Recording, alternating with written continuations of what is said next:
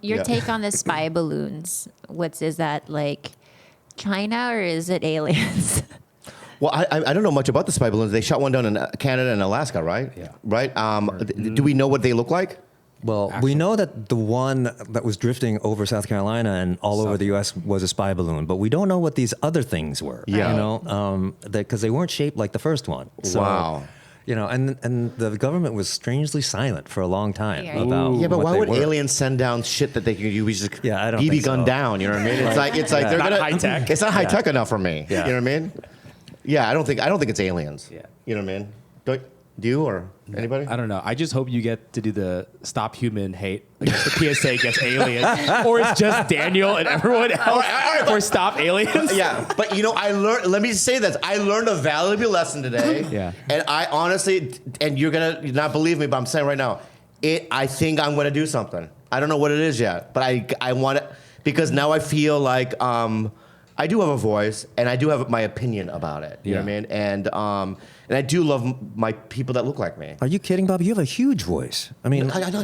Look at the people who you've had on your podcast. Look at the number of listeners and watchers you I know. have. I do. I'm not just pumping you up. It's true. It is true. Yeah, you're right. And We all have fear. I mean, that's a very First of all, that was real amazing. thing. all right. That's a very real thing. Yeah. Every one of us who's spoken out about this issue has gotten the worst threats online. Yeah. All of us. And it sucks to read that stuff and go onto your feed and hear hate coming from the left and the right, by the way. Right. It's both.